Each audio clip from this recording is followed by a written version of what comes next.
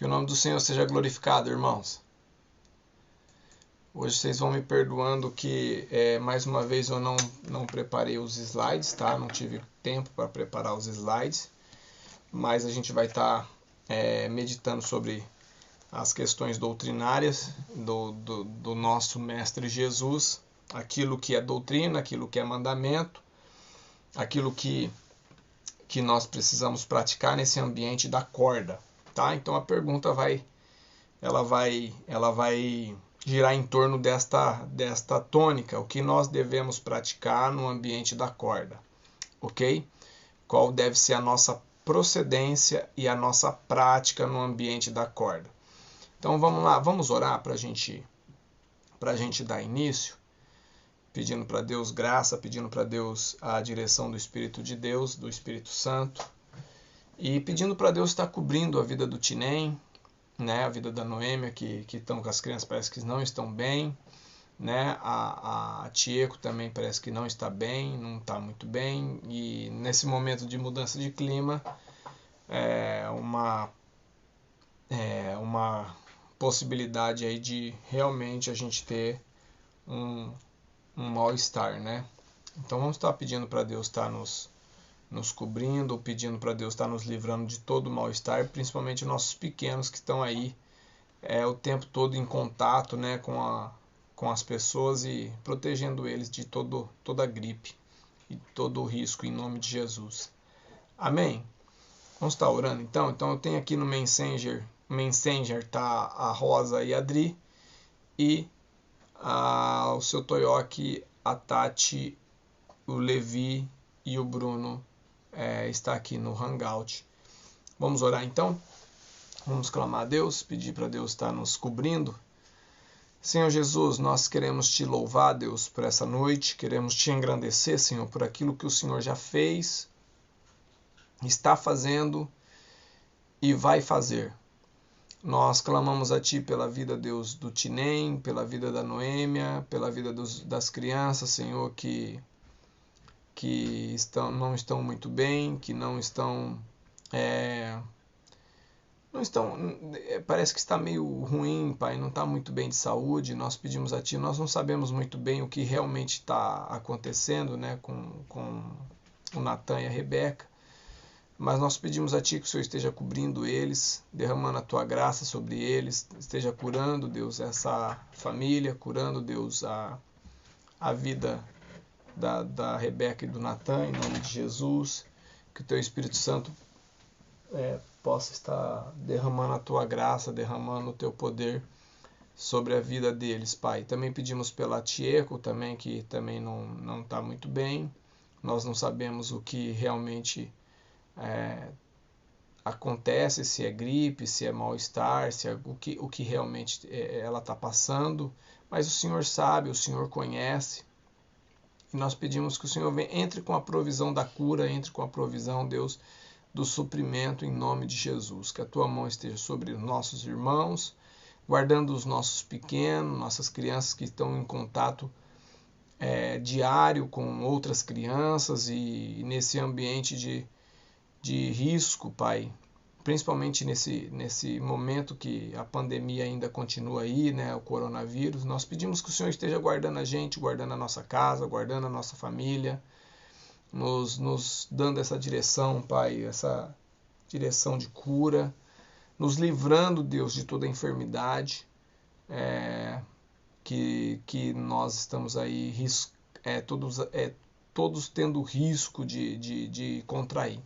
Livra mesmo, Pai, livra em nome de Jesus, guarda, Deus, a Tua igreja, guarda o Teu povo, e se caso alguém, Deus, tiver algum problema de saúde, que o Senhor entre com a provisão da cura, entre com a provisão, Deus, da restauração, Pai. Nós pedimos também pela Rosa, que o Senhor continue operando na vida dela, Deus, a Tua direção, operando o Teu carinho, o Teu caminho, Tua vontade. Deus, dispensa, Deus, o Teu amor, Senhor. Manda Teu amor, Pai. Manda a Tua graça, Senhor. Envia para a vida da Rosa, do Edson, Senhor. Agracie eles, ó Deus, com a cura, com a restauração, em nome de Jesus. Nós pedimos a Ti, crendo no Teu infinito amor, Pai. Em nome de Jesus. Amém. Amém. Ok, vamos lá. Nós vamos falar, continuando sobre a doutrina, só para recapitular, nós estamos falando sobre a doutrina da igreja, da igreja no lar, e a doutrina da proclamação da palavra de Deus, tá? Então nós falamos de duas doutrinas que elas estão ligadas diretamente à nossa vida. A prática dessas doutrinas estão ligadas à nossa vida. E hoje nós iremos falar sobre aquilo que vai fazer com que solidificar essa atitude prática, essa síntese prática da proclamação da palavra e do viver em corda, que é o da igreja no lar, certo? Então nós vamos falar hoje sobre aquilo que solidifica, aquilo que vai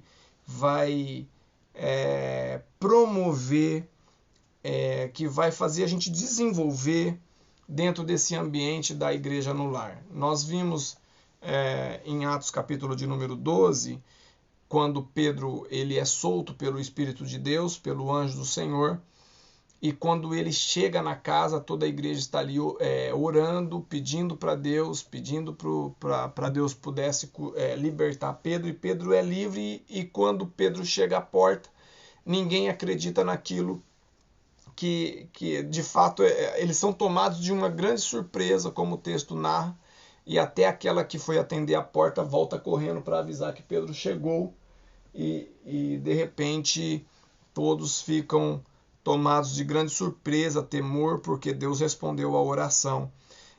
Então nós vimos na semana passada que a igreja na casa foi a igreja que começou o processo, a igreja começou a se desenvolver.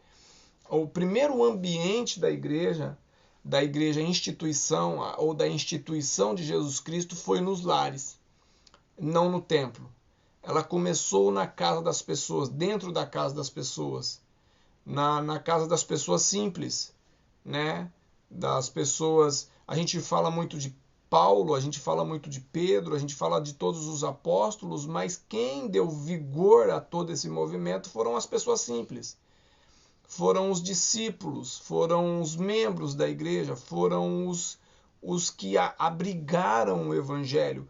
Pensa se não tivesse aqueles que abrigassem a Paulo, aqueles que abrigassem a Pedro, aqueles que abrigassem o evangelho pregado, a igreja ela não teria tido a abrangência que ela teve. A gente vê a história de Paulo e de Pedro e a gente fica enamorado por essas histórias, porque eles foram contados por Deus dentro do cânon bíblico por causa daquilo que Deus permitiu que eles vivessem. Mas a igreja, ela não cresceu somente a partir de Paulo e de Pedro, mas ela cresceu a partir de todo o seu corpo, bem ajustado, bem delineado, entendendo a doutrina dos apóstolos, entendendo aquilo que estava sendo transmitido, né? Quando você pega Atos 2:42, que falam que eles perseveravam unânimes na doutrina dos apóstolos, no partir do pão e nas orações. Eles permaneciam unânimes. Na onde eles permaneciam? Na onde tinha igreja, né? Aonde tinha reunião, o povo estava lá. E então a igreja do primeiro século, que é a igreja que nós estamos tentando reviver, que é a igreja a nossa referência de igreja é a igreja de Atos, a igreja dos apóstolos, a igreja historicamente, a histórica e bíblica, essa igreja que nós queremos reviver. Então, eles entenderam, aqueles membros entenderam a importância de viver o evangelho na prática e dentro dos nossos lares. O que levou eles a entenderem isso? Você já parou para pensar? O que realmente levou eles a entender do jeito que eles entenderam? Gente, a gente precisa... Vocês têm um pouco de conhecimento bíblico. Vocês não são pessoas que não têm nenhum conhecimento bíblico. Mas quando você olha, por exemplo, para Pedro, que você já deve ter estudado Pedro, você já deve ter escutado sobre Pedro, e quando você olha para Pedro, você pega uma pessoa que ela era quase que um semi-analfabeto, né? Uma pessoa de uma simplicidade muito grande, né? Uma pessoa muito simples, um pescador, é convidado para ser discípulo de Jesus, e mesmo nesse período de 3 anos aí que ele fica no discipulado com Jesus, ele é sanguinário, ele corta a orelha de Malco, ele responde Jesus com ímpeto, uma hora ele dá dentro. Pedro é a síntese daquele passo para frente e 10 para trás, né? Ele dá uma dentro e 10 fora.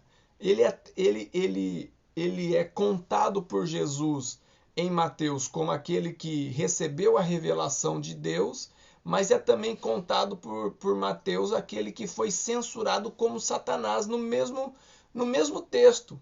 Você consegue imaginar a variação desse Pedro? Vocês estão acompanhando o que o pastor está dizendo? No final da vida de Jesus, ali da vida terrena até a ressurreição, quando Jesus é entregue, quando Jesus passa pela crucificação, esse mesmo Pedro, lhe é revelado por Jesus que ele iria negar 3 vezes. E ele bateu o pé dizendo que não iria negar. Com Jesus ele ia até o final da vida dele. Pedro é a síntese do cristianismo. Ele é o cristão de fato. Como assim? Ele é aquele que, dentro do coração e dentro do espírito dele, ele está desejoso por Deus, mas na carne dele, ele está morto. Entende? E essa batalha está dentro dele. Ele, para Deus, ele é power tech. Eu não vou negar, não vou dar para trás, eu não vou. Quando a situação abraça, está diante dele, a circunstância o envolve e ele tem medo, ele retrocede. O que levou esse cara, quando Jesus ressuscita? É lógico que tem o poder do Espírito de Deus, mas o que levou esse cara, esse Pedro, esse personagem bíblico, a ser tão usado e a não temer a morte como antes ou outrora ele temia a partir da ressurreição de Jesus Cristo?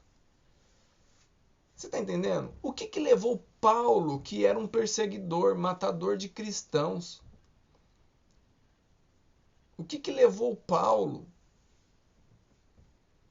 depois do encontro dele com Jesus, ele dá a vida dele para ser perseguido, não temer a perseguição? Ele que era perseguidor passa a ser perseguido, e não só perseguido pelos descrentes, ele é perseguido pelos crentes também.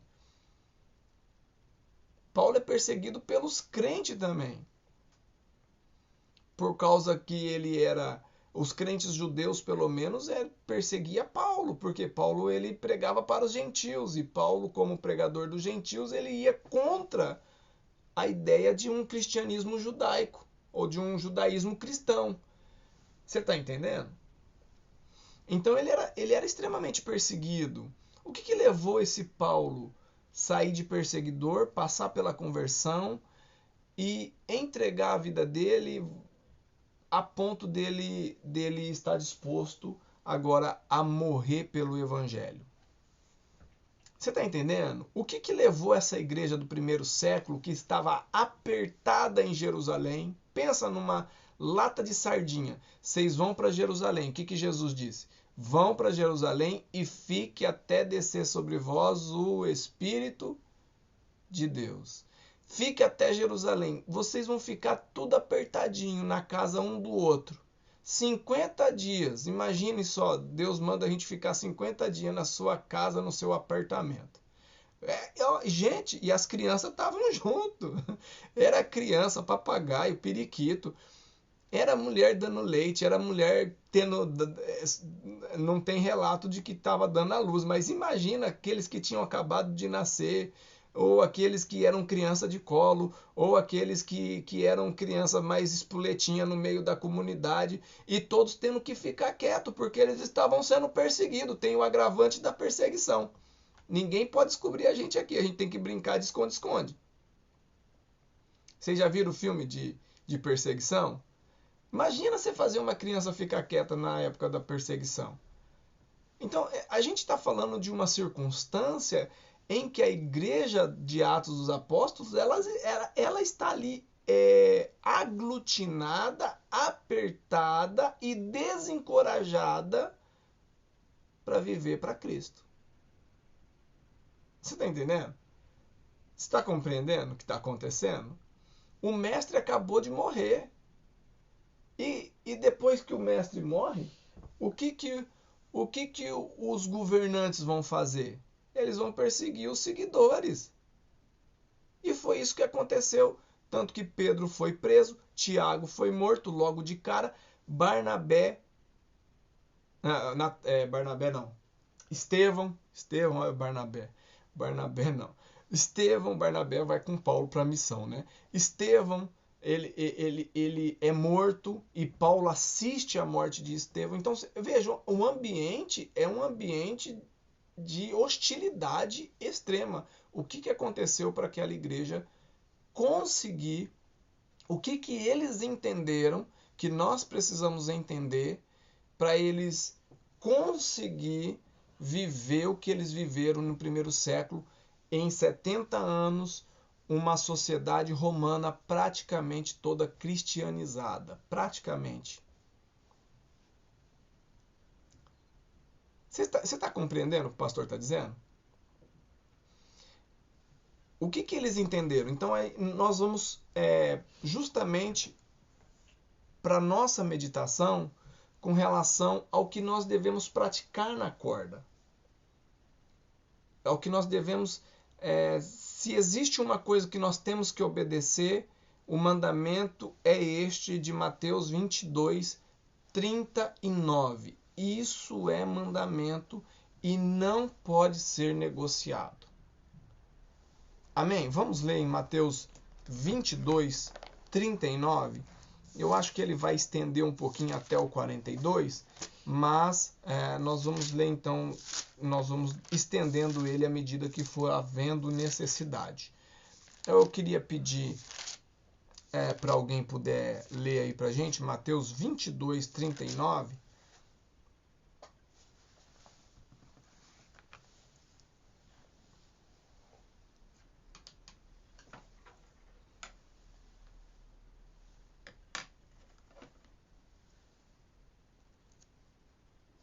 Amém. 22, 39 em diante, né? Isso. Aí se houver necessidade, pode ler o 37, tá, o Bruno, até o 40. Tá. 37. Jesus respondeu: Ame o Senhor seu Deus com todo o coração, com toda a alma e com toda a mente. Este é o maior mandamento e o mais importante. E o segundo, mais importante, é parecido com o primeiro. Ame os outros como você ama a você mesmo. Toda a lei de Moisés e os ensinamentos dos profetas se baseiam nesses dois mandamentos. 41. Não, até o 40 tá. 40 mesmo. Tá jóia. Então, se existe uma questão inegociável para todo o cristão, isso é inegociável. Escreva em letras garrafais. Inegociável. Isso é mandamento de Jesus Cristo. Aqui não depende somente a doutrina. Aqui não sai somente uma doutrina com um dogma, mas aqui é toda a estrutura de fé do cristianismo, que é amar a Deus sobre todas as coisas e o próximo como a si mesmo. Se não houver isso, meu amigo, pode fechar a Bíblia, porque o resto não vai ter. Se não houver isso, o resto não vai ter. Esse é um mandamento central, é a base de todo o cristianismo, que é amar a Deus sobre todas as coisas e amar o próximo como a ti mesmo. É isso que... Esse é o grande insight da nova vida, ou do novo nascimento. O novo nascimento, ele nasce do amor. O novo nascimento, ele nasce do amor. Entende? O novo nascimento nasce do amor de Deus para com o homem, né?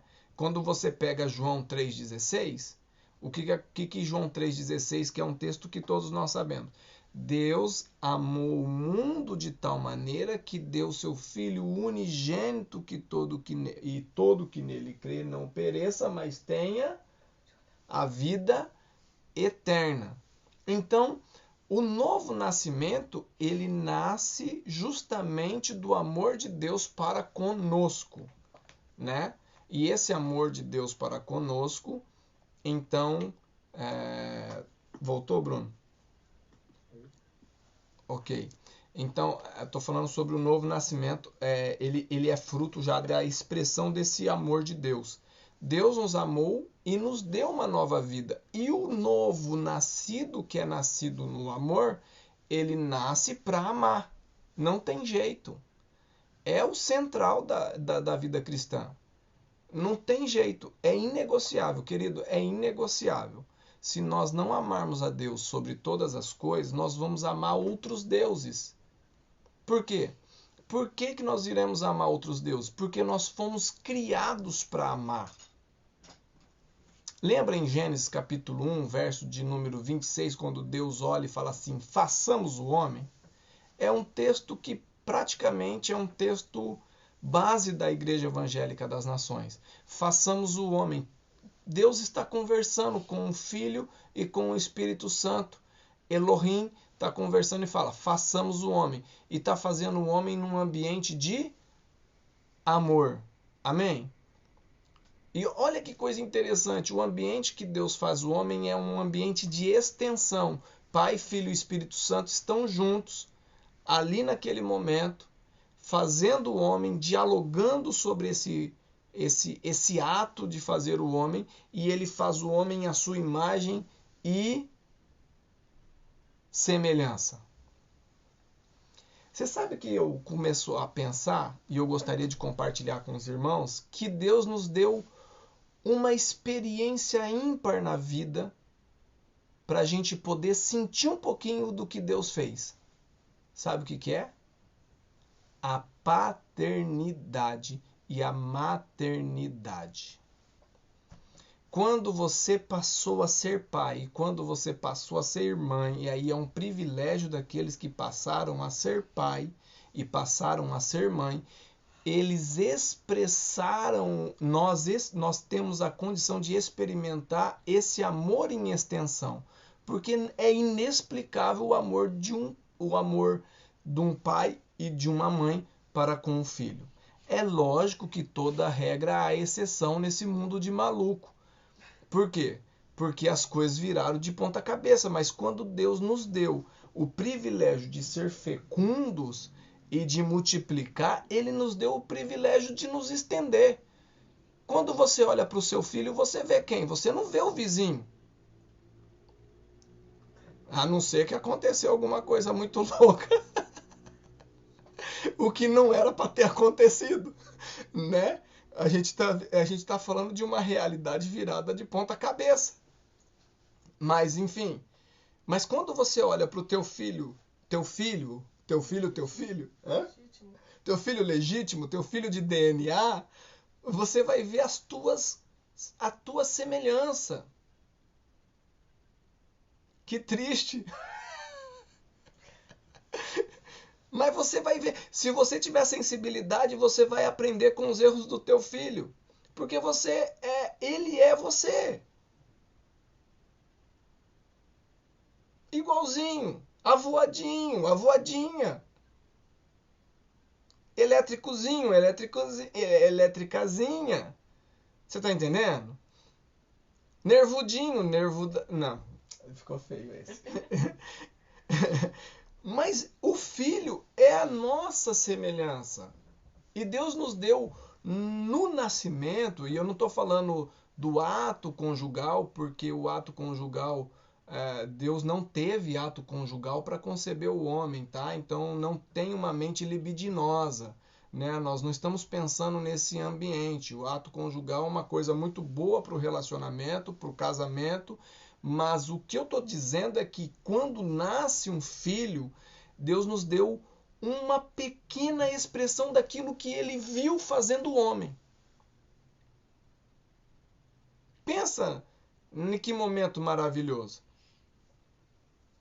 É difícil, é complicado, mas foi nessa extensão de amor, nesse ambiente. Vamos pensar em um ambiente terapêutico curado, tá? Não vamos pensar num ambiente caído como a gente está falando de hoje. Mas um pai autenticamente, um pai autêntico, uma mãe autêntica, tem um sentimento muito bonito, muito belo quando nasce um filho. Ninguém quer rejeitar um filho quando nasce. Não é verdade? A não ser. Não estou falando das exceções por causa da. E aí nós vamos entrar no desvio do amor, que é a realidade do pecado. Existe um desvio do amor. Então, em primeiro lugar, quando Jesus diz para a gente amar a Deus sobre todas as coisas, é porque, de fato, querido, se a gente não amar a Deus sobre todas as coisas, nós vamos amar a deuses. Vai ter outro Deus, porque nós somos feitos para amar a Deus. Nós somos feitos para reverenciá-lo. Nós fomos feitos nessa extensão do amor de Deus. É como um filho ama o pai. Quando o filho não ama o pai, ele vai amar alguma coisa. Você está entendendo? Está compreendendo o que o pastor está dizendo? Quando o filho tem um relacionamento truncado com o pai, ele vai criar uma outra referência, ele vai criar um outro respeito, ele vai procurar numa outra pessoa. Mas Deus nos fez para buscá-lo, em primeiro lugar, totalmente para ele e somente dele. Então, o que os cristãos do primeiro século entenderam, em suma, é que Jesus é a expressão exata do amor de Deus. Amém? Eles entenderam isso. Eles não permitiram que isso fosse adulterado. E eles permaneceram ali debaixo da tutela do amor de Jesus Cristo. Amém? Em busca do amor de Deus, em busca da expressão do amor de Deus. Então o texto está falando que, em primeiro lugar, nós devemos buscar a Deus, ou melhor, que nós devemos amar a Deus de todo o coração, de todo o entendimento e de toda a alma. Ou seja, o ser humano completo. Não pode haver restrições em amar a Deus. Não pode haver restrições em amar a Deus. Você consegue dizer isso para você? Não pode haver restrições em amar a Deus? Não pode. Irmãos, eu fico imaginando o seguinte. Nós conhecemos a Deus e nós podemos amar a Deus por causa que Deus nos deu o dom do amor e nos sarou no nosso amor. Amém? Então nós podemos amar a Deus.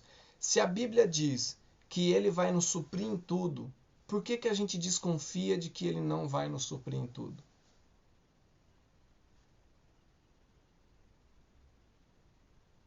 Se a Bíblia diz que Ele vai nos dar todas as coisas, por que a gente ainda tem uns pezinhos para trás, com um pouquinho de medo de que Deus não vai dar todas as coisas? Se a Bíblia diz que nenhuma flor, nenhuma planta se vestiu tão bem quanto Salomão, por que a gente também não vai se vestir naquilo que Deus não vai suprir a nossa necessidade? Sabe por quê? Porque a gente está cheio de muita informação e a gente não consegue se despir dessa informação. Então, quando a gente vai para a corda ou vai para a nossa reunião, nós precisamos ir com essa mentalidade de que nós estamos indo buscar a Deus porque nós amamos a Deus. Essa deve ser a mentalidade. E nós, como os líderes, nós devemos, como líder, ser um exemplo de amor a Deus e de temor a Deus. Um exemplo de vida de oração, um exemplo de busca, um exemplo de entrega. Amém? E mesmo que não seja perfeita a nossa entrega, mas o nosso desejo é para com Deus. Oi, Dri, voltou? Caiu. Ok. A Adriana tinha caído aqui no Messenger. Então, pensando nisso, deixa eu reescalonar aqui o pensamento, que senão eu vou me perder. Então, pensando nisso, querido, nós precisamos entender o amor de Deus e começar a viver essa entrega, essa profundidade do amor de Deus, que aí entra segundo ponto. Se eu amo a Deus, eu amo também os meus irmãos como a mim mesmo. E aqui nesse ponto que eu quero mais focalizar dentro do ambiente de corda. Eu acho que nós temos uma declaração bonita. O cristianismo tem uma declaração bonita. Não existe nenhuma declaração mais bonita do que essa. Amar a Deus sobre todas as coisas e amar o próximo como a ti mesmo. É bonito ou não é? Sim ou não? Agora, na prática, a gente tem muita dificuldade de praticar isso. Na prática, a gente tem muita... E eu quero poder ajudar você a sintetizar como amar o próximo na prática. Amém? Como amar o próximo dentro do ambiente de corda. Aquele mesmo próximo como Jesus amou Judas. Olha, Jesus é a expressão do amor. Ele foi traído por Judas e ainda Jesus disse para Judas, vai e fazes tudo como puseste no coração. Você está entendendo? Você está compreendendo o que o pastor está dizendo? Então, assim, na prática, nós precisamos, como igreja, como corda, como indivíduo, melhorar a nossa prática de amor. Porque é ela que vai solidificar o nosso trabalho. É ela que vai solidificar o nosso relacionamento. Porque corda, querido, corda não é... E aí eu gostaria que você entendesse. Corda não é reunião. Corda é relacionamento. Corda é amizade. Nós imaginamos a corda dentro de um relacionamento. E se eu não tenho um relacionamento dentro da minha corda, o que vai acontecer? Essa corda vai ser frágil. Você está entendendo? Essa corda vai enfraquecer. Quanto mais relacionamento, mais eu consigo... Quanto maior o meu relacionamento em Deus, mais forte fica o meu elo e mais forte fica a minha reunião. Porque corda é relacionamento. Amém? Até aqui você conseguiu compreender? Sim ou não? Dá um sinalzinho com a mão. Tá tranquilo? Tá jóia? Então vamos lá. Como a gente pode melhorar o relacionamento da nossa corda? Vamos lá? Eu gostaria de ler um outro texto que Jesus fala sobre o amor, de Mateus 5, 43 e 44. Vamos pegar esse texto de Mateus 5, 43 e 44, que nós vamos ver como Jesus pensava sobre o amor que nós deveríamos praticar. Alguém poderia ler para a gente? Porque assim, quando a gente fala de amor, amor é muito subjetivo. Cada um tem a sua ideia de amor. Qual é o amor que Deus quer que a gente pratique? Que Jesus quer que a gente pratique? Alguém pode ler?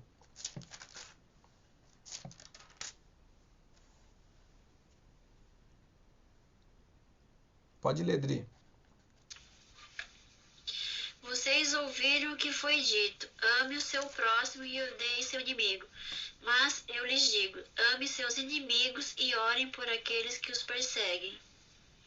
Ok. Então, o que Jesus está dizendo é uma referência ao Antigo Testamento, uma referência a Levíticos,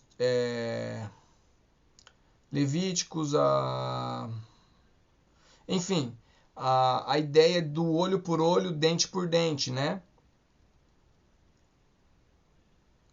Ok? A ideia do olho por olho, dente por dente. Então, quando Jesus ele vem mostrar qual é a face do amor que ele gostaria que nós vivêssemos, a face do amor, a faceta do amor, ou aquilo que Deus gostaria que nós praticássemos é esse.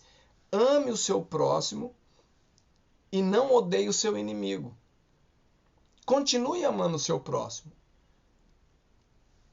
O verso 44. Ame o seu inimigo e ore por aqueles que os perseguem. Ou seja, o que Jesus está querendo dizer? Se a gente conseguir amar o inimigo, meu Deus, amar o amigo vai ser a coisa mais fácil. Você consegue perceber o que Jesus está dizendo? Porque ele começa no verso 43. Vocês ouviram o que foi dito. Ame o seu próximo. Grava aí. São 2 orações. Ame o seu próximo. É fácil amar o próximo? O que você acha? Dá um sinalzinho aí com a mão. Isso, ou chacoalha a cabeça. É fácil. Quem acha que é fácil, dá um sinalzinho. Quem acha que é difícil, dá um sinalzinho. É um pouco complicado. Vamos tentar mensurar a distância do próximo. Eu estou falando do próximo um pouquinho mais distante da tua casa. Estou falando do próximo a partir do teu barraco. A partir da porta a parte da porta para fora. O próximo que não está dentro de casa. Aquele cunhado, aquela cunhada, aquele sogro, aquela sogra, que não está dentro da... Às vezes o sogro e a sogra está dentro de casa demais, mas aqui é normalmente, na realidade, quem está para fora. Você está entendendo? Vamos um pouco mais distante, aquele vizinho, aquele chefe. Esses são os nossos próximos. Você está entendendo? Esses não são nem os inimigos. É fácil ou é difícil?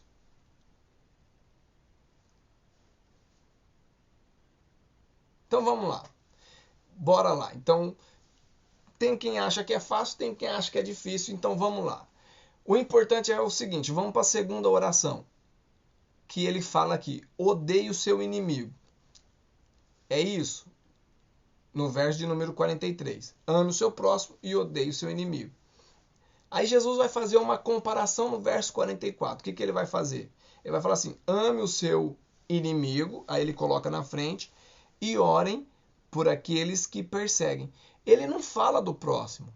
Por que ele não fala do próximo? Você já percebeu por que ele não fala do próximo nos ensinos de Jesus? Porque o ensino de Jesus está no 44. Mas eu lhes digo, amem o seu inimigo e orem por aqueles que perseguem. Por que ele omite o próximo? Alguém sabe me responder? Porque amar o próximo é uma obrigação. É um dever. Não pode ser uma opção do seu coração. É um mandamento. Ele não vai te pedir para amar.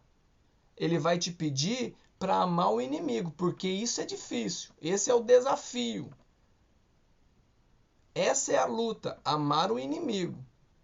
Aquele que fala mal de você, aquele que te persegue, aquele que sabota o teu caminho. Esse é duro de amar. Aquele que põe prego no teu carro. Sabe? Esse é difícil. Põe prego na rodinha lá, no pneuzinho para furar. Esse é difícil. Amar o inimigo. Isso aí Jesus está falando para você amar. O próximo é dever. O próximo é obrigação. Agora, e o da igreja? Aonde está o da igreja? Está na esfera do inimigo ou do próximo?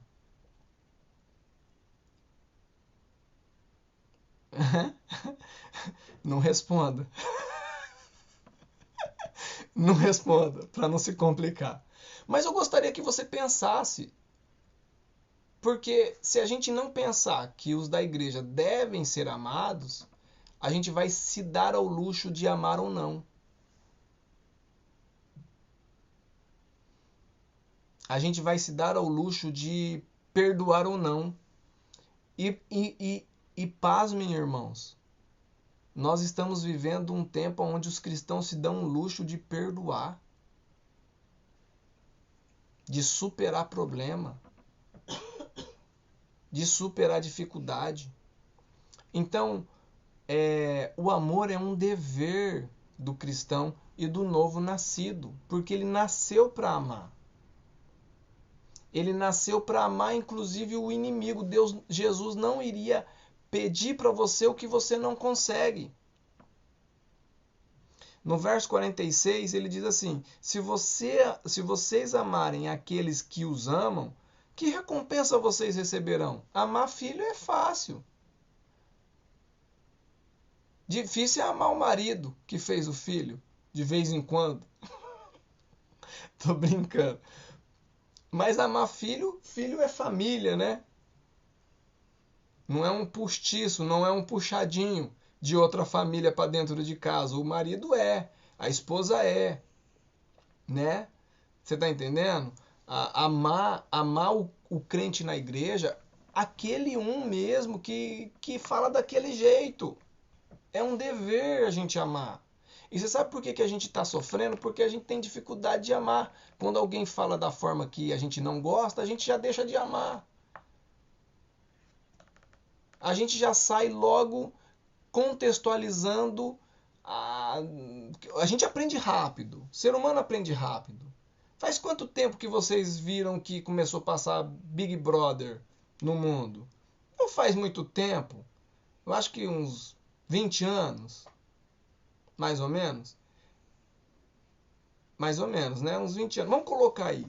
Uns 15 anos de Big Brother Brasil. Na nossa cultura.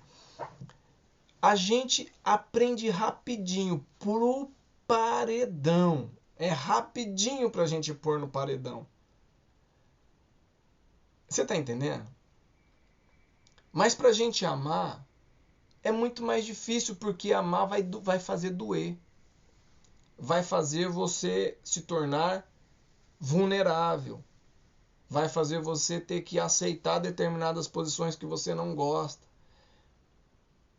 Inclusive, para aqueles que fazem pouco tempo que fizeram o TBL, o pastor Paulo faz uma brincadeira seguinte, que a gente tem que tomar cuidado com os ídolos da nossa casa. De repente, a nossa casa é um ídolo para a gente.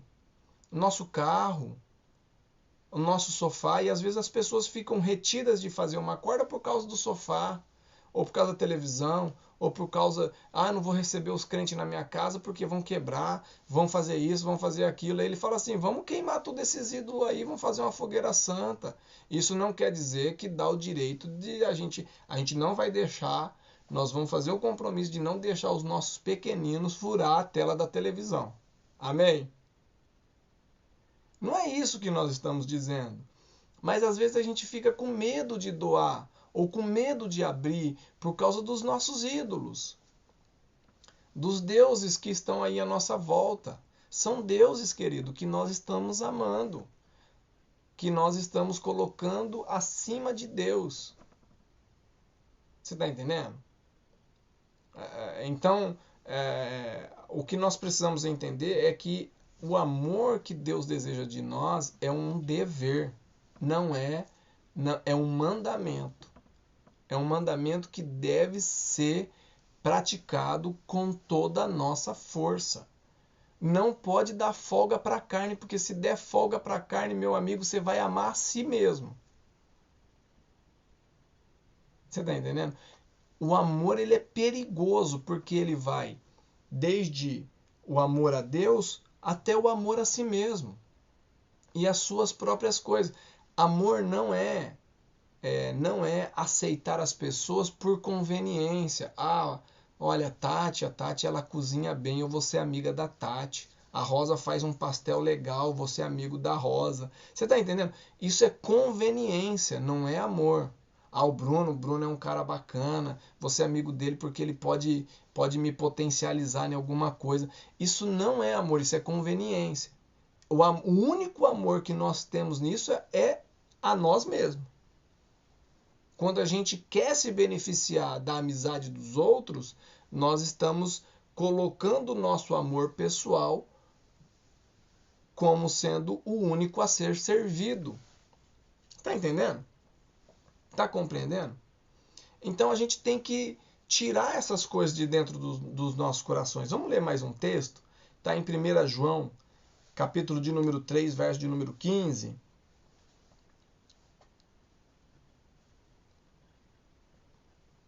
Aí eu vou tentar ler mais um texto de Provérbios e aí a gente vai encerrar.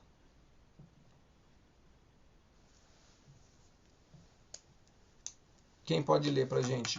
1 João capítulo 3, verso de número 15. 15? Isso. Quem odeia seu irmão é assassino, e vocês sabem que nenhum assassino tem a vida eterna em si mesmo.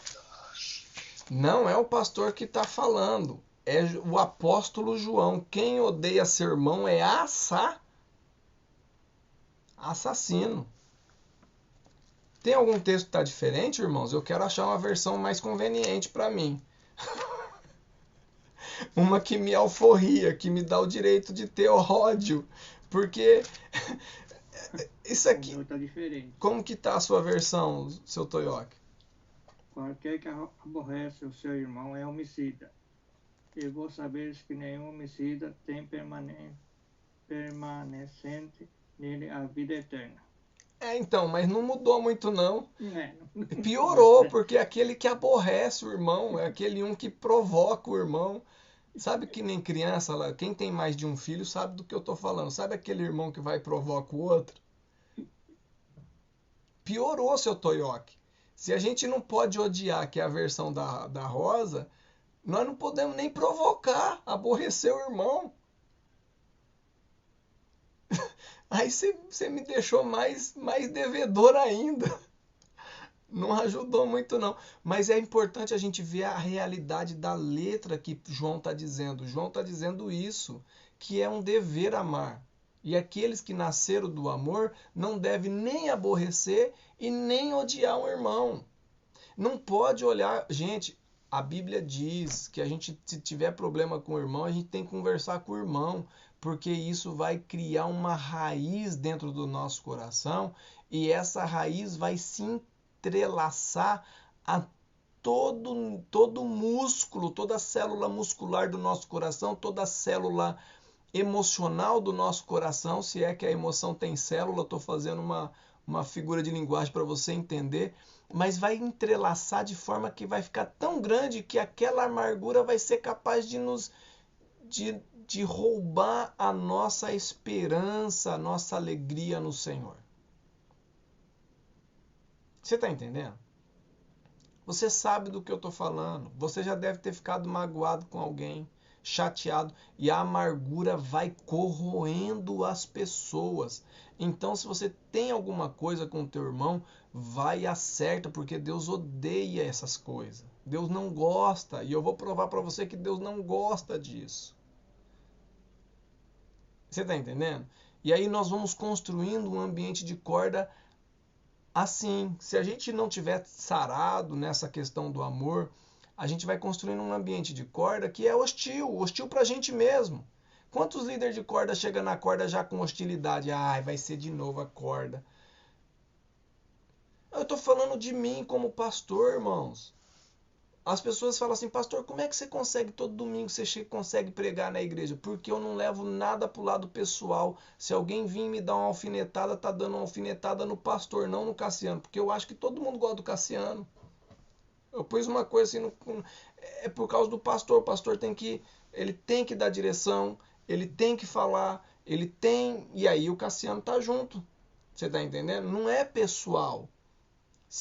A minha obrigação pastoral é de conduzir, e se alguém não gostou, amém. Se alguém não gostar, eu vou fazer o quê? Eu vou tentar fazer de tudo porque a pessoa gosta de mim, mas eu não posso me vestir de Marília Pera, como que fala lá o nome daquela cantora? Começa a colocar melancia, começa a colocar um monte de coisa na cabeça.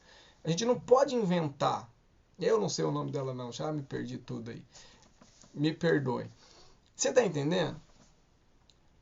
Então veja bem, a gente não pode ter um sentimento contrário aos nossos irmãos, nem aos nossos irmãos da corda, nem aos nossos irmãos da igreja. A gente tem que se libertar desse sentimento, porque ele vai cobrar a gente em algum momento. Em algum momento. Em algum momento vai cobrar a gente. Em algum momento vai sabotar a gente. Em algum momento... Tem gente que não consegue nem orar, porque na hora que começa a orar, vem a imagem das pessoas na cabeça. Aí começa a perturbar. A pessoa virou um espírito, um poltergeist ali, ó. Um fantasma na cabeça da pessoa. Aquela pessoa lá tá orando, Jesus, eu quero me dobrar. O coração tá tão magoado, tão ferido, tão chateado, que a pessoa não sai da cabeça. A gente tem que sarar isso em nome de Jesus. Não é saudável. Não deve caminhar desse jeito. Porque não tem prosperidade nesse caminho. O que o texto diz de 1 João 3? Que 3,15, que o seu Toyoki leu, a Rosa leu, quem odeia seu irmão é assassino.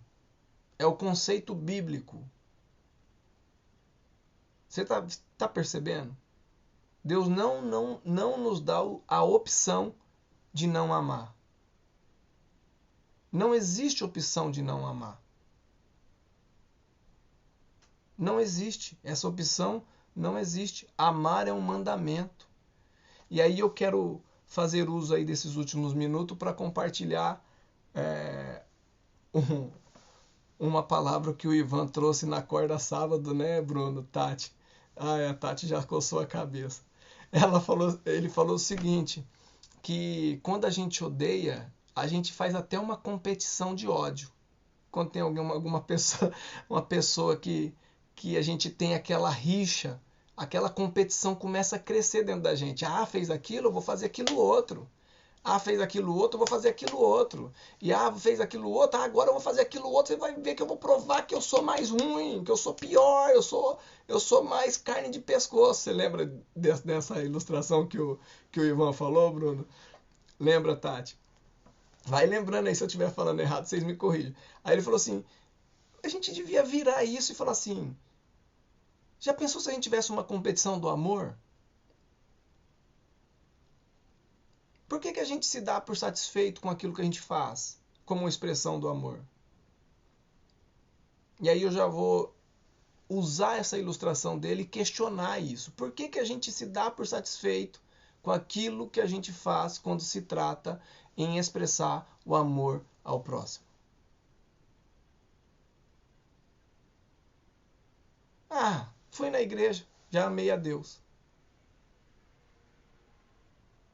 Fui no culto, já amei a Deus. Vou na corda, já amei a Deus. Será que é esse tipo de expressão que Deus quer? E com relação ao próximo, eu dei a paz passeou, sabe? Paz do Senhor. Eu mandei o irmão passear e já dei a paz, Senhor, né? Já tá bom, já apertei a mão, já abracei. Eu nem queria muito abraçar, porque já viu, né, coronavírus. O coronavírus está aí, a gente abraça já passando álcool na mão. A gente nem quer abraçar, distanciamento social. Mas já que eu fui na igreja, já estou lá aglutinado, já se tiver que pegar, peguei, então já abracei. E eu já amei o meu irmão. Não é assim, querido. Não é dessa forma. Nós deveríamos todos os dias olhar para os membros da nossa corda e pensar, Deus, como que eu posso colaborar para que ele possa crescer no Senhor? O que eu posso fazer?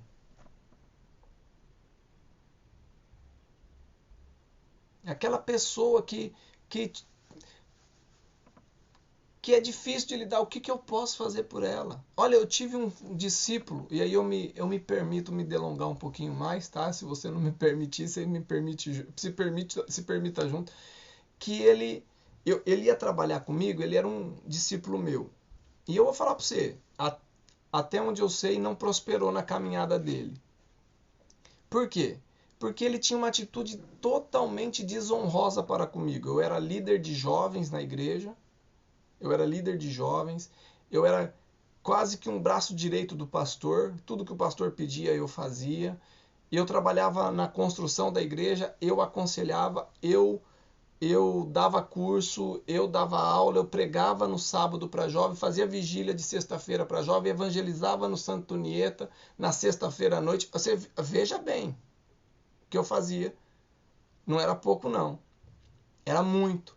E às vezes eu ia com eles para... Às vezes não, quase todo dia eu estava na igreja, trabalhando na construção da igreja, e alguém ligava ou alguém me procurava para poder fazer aconselhamento. Eu parava de fazer o trabalho lá, o que acontecia? A hora que eu voltava, estava o irmão cantando para mim, vai ter com a formiga, ó preguiçoso.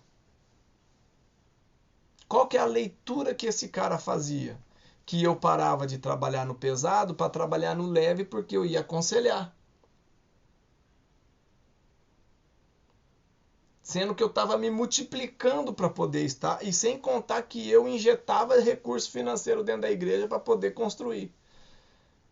Então eu fazia de tudo por aquela igreja e a pessoa preferia ver uma situação, uma vírgula, um eu não pude estar para poder me provocar. E ficava fazendo isso várias vezes. Sabe o que aconteceu com ele? Essa pessoa se desviou e pegou cadeia. Eu não estou falando que ele pegou cadeia porque ele fazia isso, mas é porque dentro dele já estava esse tipo de pensamento odioso, rancoroso e queria contaminar os outros à volta. E eu ficava chateado porque eu falava assim, gente, esse menino aí eu trouxe para a igreja, eu discipulei ele, eu cuidei dele, ele era usuário de crack, eu estou ajudando ele e o cara tá me batendo e eu tenho que amar ele ainda. E andou comigo por pelo menos um ano no grupo de jovens, até ele se desviar de vez e cair e fazer a coisa errada.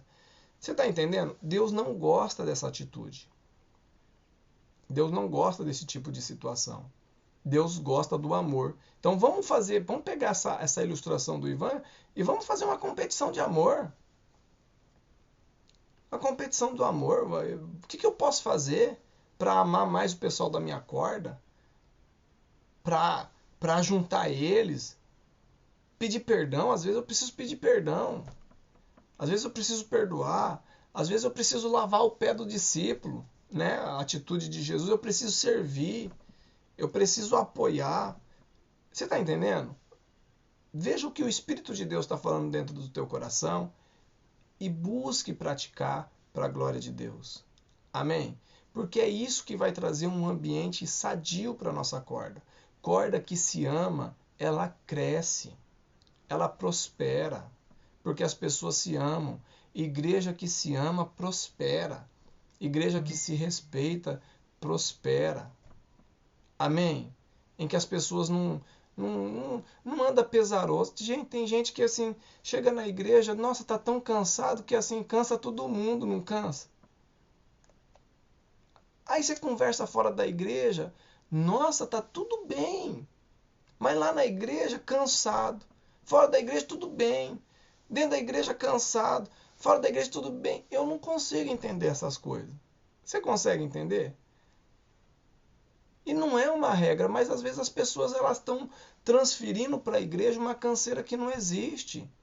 Por quê? Porque talvez tenha alguma coisa que precisa ser ajustada com alguém e fica deixando crescer, situações que vão deixando crescer e viram raiz de amargura, depois não consegue mais estar dentro do ambiente da comunidade de Deus. Quantas pessoas passaram por uma experiência negativa como essa? Não é verdade? Não é verdade? Então, irmãos, Deus não nos permite não amar. Nós precisamos amar. Precisamos falar a verdade, com carinho, com amor, com respeito, mas amar sempre. Amém? Respeitar sempre. Não, aceitar o pecado nunca. É meio ambíguo. Aceitar o pecado nunca, mas amar sempre. Aí só para título de informação, um texto que eu falei algumas semanas atrás e um texto que vem me incomodando é Provérbios capítulo de número 6, verso de número 14 a 19. Eu vou ler a lista de 6 coisas que Deus odeia e uma ele abomina. E dentro desse contexto, lá em Provérbios, no livro de sabedoria, para poder fechar com chave de ouro esse entendimento sobre a importância de praticarmos o amor para proclamarmos o Evangelho e para podermos viver em comunidade, partindo o pão e orando em comunidade para a glória de Deus. Amém? Provérbios 6, verso de número 14 ao verso de número 19.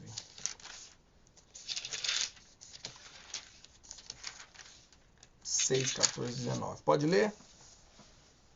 Pastor, pode ler repetir a referência, por favor? 6:14.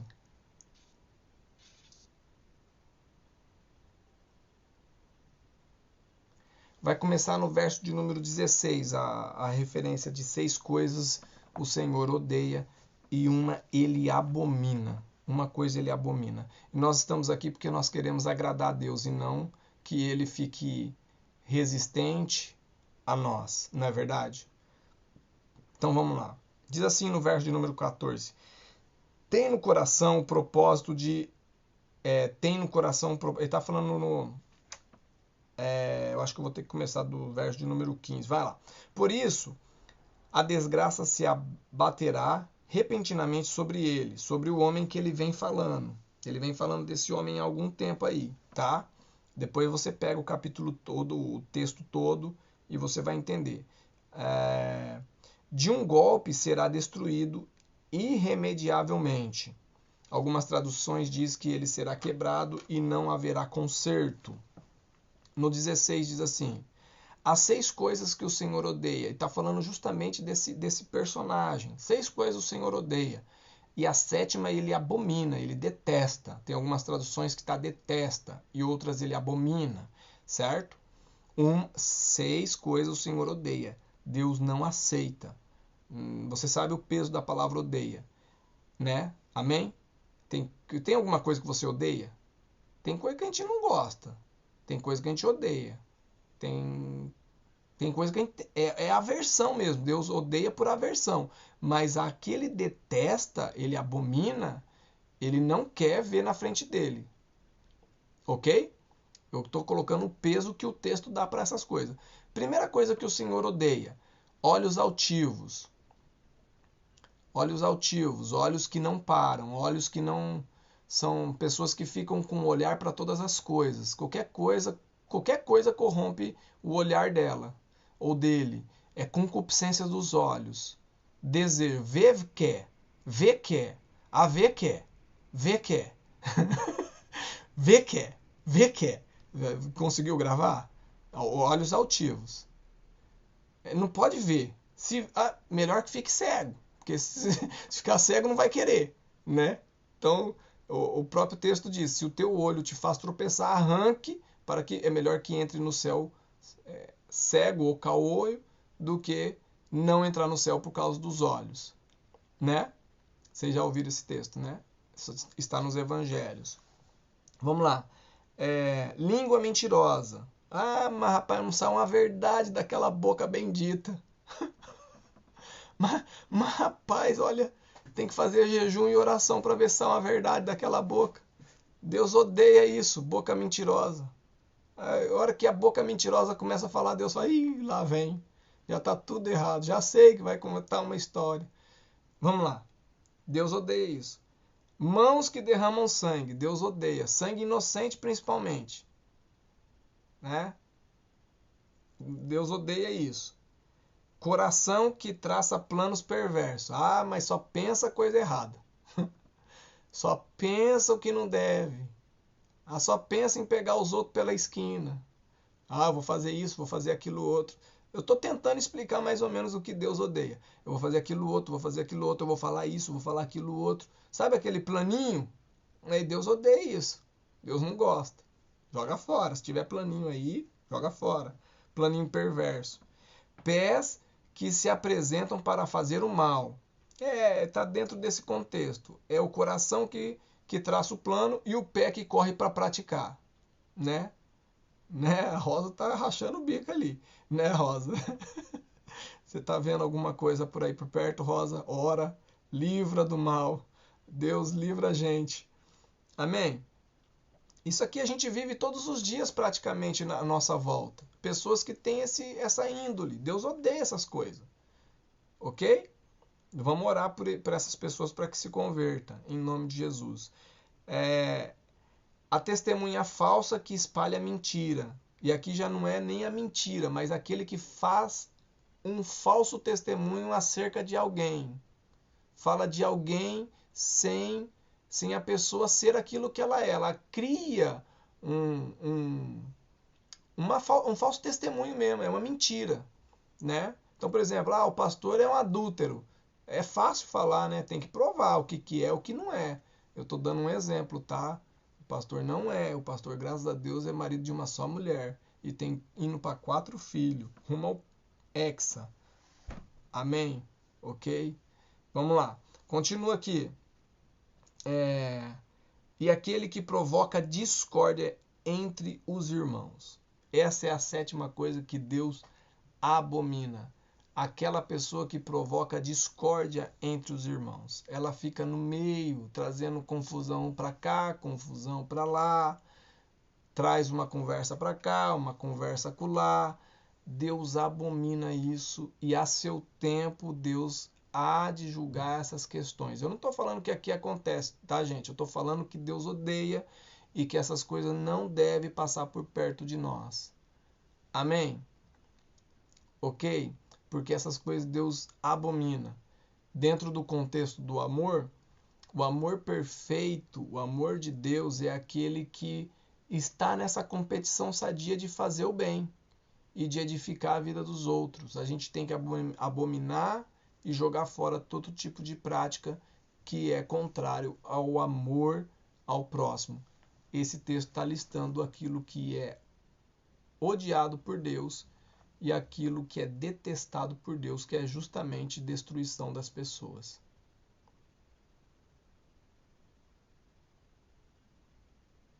Ok? Amém? Deu para a gente aprender bastante coisa? Vamos orar? Como você vai amar, eu não sei. Eu estou brincando. Você vai amar orando, irmãos. Quanto mais você se aproxima de Jesus, mais a sua capacidade é estimulado, o seu espírito é estimulado a amar e a andar na perfeição do Senhor. Amém? Vamos orar? Senhor nosso Deus, nós queremos clamar a Tua presença, pedir a Ti, Deus, a Tua misericórdia. Queremos clamar, Deus, pela vida dos nossos irmãos, pela vida, Deus, daqueles que não puderam estar aqui. Que essa palavra possa promover em nós, ó Deus, um desejo de mudança. Que a gente possa realmente competir para amar mais. Não competir com os outros, mas competir com a gente mesmo, com as nossas próprias marcas, com os nossos próprios limites.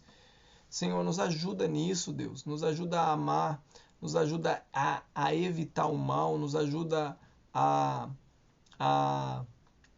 fugir, Deus, desses laços, ó Deus, de mentira, de engano, de auto-engano. Senhor, nos perdoa, Deus, porque a gente olha para essa terra, Deus, não para a terra só do Japão, mas para a vida aqui na Terra, e a gente acha que ela é a nossa eternidade. Ela não é a nossa eternidade. A nossa eternidade está no Senhor. Nos ajuda a confiar no Senhor, nos ajuda a temer o Senhor, nos ajuda a nos entregar ao Senhor. Abençoa, Deus, todos os nossos irmãos, que nós possamos ser desafiados a amar, ser desafiados a cuidar um do outro, a querer o melhor um para com o outro, e que a gente possa ter uma visão diferente da nossa corda, da nossa igreja, uma visão de ânimo. Tira essa retórica de desânimo, Pai, tira essa ideia de desânimo, porque às vezes a gente nem está desanimado com a igreja, a gente está desanimado com tanta coisa, e a gente acaba transferindo para a igreja, para as coisas do Senhor, sendo que nem sempre nós estamos desanimados, a verdade é essa. Às vezes a gente está cansado, mas a gente começa a falar que está desanimado, a gente começa a criticar posturas que deveriam ter, e a gente acaba a gente mesmo se perdendo nesse processo todo, Deus. Nos ajuda a cuidar disso, nos ajuda a nos animar no Senhor, nos ajuda a olhar, Deus, com esperança, a recobrar a esperança que vem de Ti, Pai, porque nós esperamos no Senhor, nós esperamos um grande mover, nós esperamos no Senhor uma inundação do Teu Espírito Santo, nós esperamos no Senhor a mudança, a conversão, a transformação e a nossa própria mudança, Deus, a nossa própria nossa vida de oração, nossa vida com o Senhor, nós esperamos no Senhor, Pai. Nos ajude a amar e a não escolher não amar, porque não existe não amar. Nos ajude a amar ao Senhor, sobre todas as coisas e ao nosso próximo, Deus, como nós amamos a nós mesmos, em nome de Jesus. Amém. Amém, queridos? Deus abençoe, tá? Vou parar por aqui que hoje a gente passou